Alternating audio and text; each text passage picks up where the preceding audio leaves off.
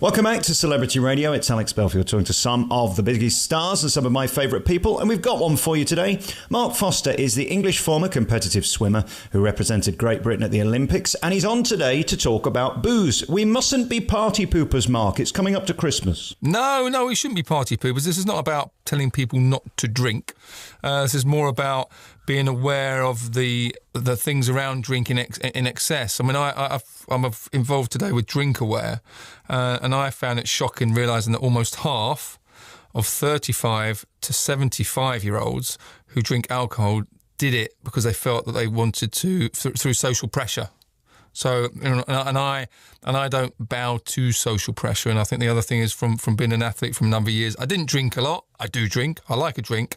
But I think it's trying to get people to not feel that they're being a party pooper if they decide to have a lime and soda rather than a vodka lime and tonic or something, or just change a drink every now and again. And I think if people look at, by drinking more, sometimes you don't sleep as well, you're not so productive at work, and you're taking on more calories. So this is not about do not drink. This is about just drink a little bit more responsible, or sometimes just have one drink less when you go out. People do think you're a bit creepy if you ask for a blackcurrant and water like I do with no ice when I'm out. If I'm working, I never drink before a show or an appearance or anything like that. And you are sort of frowned upon. It's not very manly, is it, to ask for an orange juice? We've got to get over that in 2017. No, of course we have. I think that's what people came up in the study and said around with the social pressure around confidence and masculinity, as in having a drink gave them a little bit more confidence, and also they didn't want to be less of a man by not having that extra drink. I mean,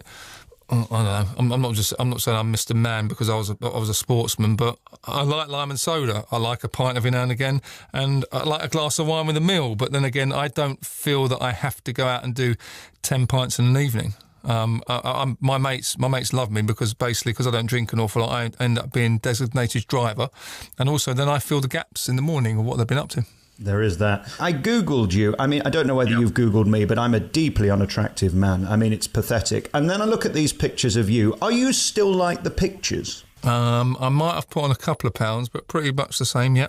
Apart from I'm got probably a little bit greyer hair, although I was going grey when I was on my 25th birthday because the rest of the swimming team gave me just for men at 25. So I've got grey in my beard. But body-wise, yeah, I can still... I'm not as fit as I used to be, but I'm still all right.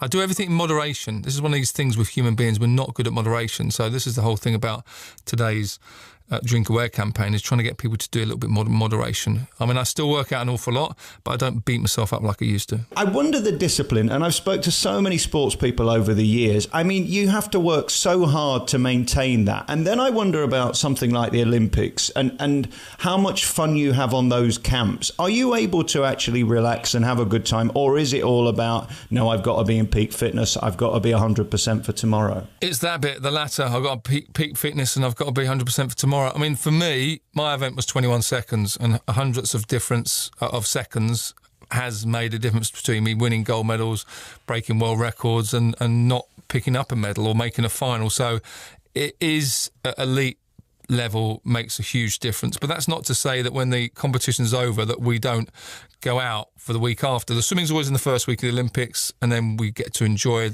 the other sports and enjoy going out for the second week. But and if you think about it, you've got a village of 15,000 Olympians who have been focusing on a 4-year period for this moment, and then when they finish, it's like they let their hair down a bit.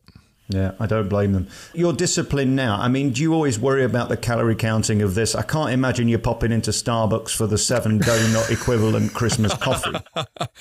Do you know what? I like coffee, but I end up having an Americano or a small flat white, and there isn't a lot of calories in it. But do I look at it? No, I think the thing is what I've done with food. I like vegetables, I like salad, I like chicken, I like fish, but I kind of everything I do is moderation. I love a burger. I like a rack of ribs. I like a glass of wine, but I'm very good at moderating stuff as opposed to excess, and human beings are very, very good at excess. So, but I think what my thing is to people is if you make some healthy choices for a period of time, they become your habits, and then all of a sudden you don't have to think about them anymore because you're just doing it. Do you think drinking ever became a problem for you? I had somebody on last week, it was also a sportsman, funnily enough, a former footballer, who said that if you'd have added it all up, he would have been classed as an alcoholic, even though it was just social drinking and having fun. Do you think it ever became too much for you? No, not at all. No, I wasn't a drinker. Like I say, when it came to the end of competitions, we'd all go out for a week, and then I'd get back home, and then I'd go on holiday with friends, family. Yeah, I'd go out and have a few drinks, and then all of a sudden get back into training, and we sort of focused and head was down again. But I've got lots of mates. I used to sit in the pub with a load of mates of mine who were drinkers, and I used to have 2 pots of tea while they were drinking pints, and occasionally I'd have a pint, and they respected my wishes and my choice. I never had any sort of social pressure from my mates, and none of my other mates did. And I think that's the thing, is trying to get people to let other people make their own choices and decisions, and not beat them up for the fact that they're slightly different. You know, I think, you know, we're all different in different ways, and I think the thing is, too many people try and fit in just to fit in. I mean, there's nothing worse than being in a room of drunk people. That makes you realise how stupid the whole thing is from start to end, doesn't it? Well, we've all been there, haven't we? We've all had that moment of, oh my God, what did I do last night? I call it a duvet moment, where you get in and you put your head under the pillow, if you can remember, and go, oh no, what did I do tonight? So we've all had them. I must admit, on several occasions, because I don't drink an awful lot, I fill in the gaps for some of my mates when they have a little bit too much. But they've all said to me, by hanging around with me, they don't drink so much, not because they're conscious of that I'm, you know, Mr. Healthy and fit, and I frown upon it. I don't at all. But they just suddenly realise that they don't need as much. You know, they don't have to drink to have fun. I go out till 3 or 4 in the morning, drinking lime and soda and have a laugh. I wish we had more time, because there's so many more questions I'd like to ask you, but I just wonder what that feeling is like when you cross the finishing line and you've won and the whole place is cheering. How do you even recreate that adrenaline and that emotion in 2017? I mean, it was 10 years ago you retired. Is there any feeling like that? Yes, in terms of I've got a swim academy, and I go along and I teach younger people about dealing with setbacks, goal setting, nerves, etc., and I get in the water and I demonstrate, and seeing people light up and seeing them improve.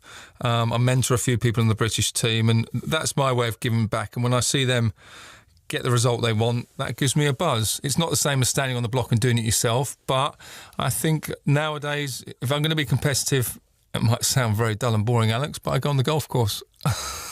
Well, if we could all only be as delicious as you. Mark Foster, just Google him. How old are you now, by the way? 104? 47. It's depressing, and you still look better than I did at 21. We didn't even get a chance to talk about Through the Keyhole or Celebrity Juice, but never mind, we'll do that next time. It's Alcohol Awareness Week. Just think about what you're doing. YouGov Research with Drink Aware have brought out this new thing for middle-aged men. Be careful, be sensible, and Mark, always great to talk to you. Thank you for your time. Nice to speak to you. Cheers. Bye-bye.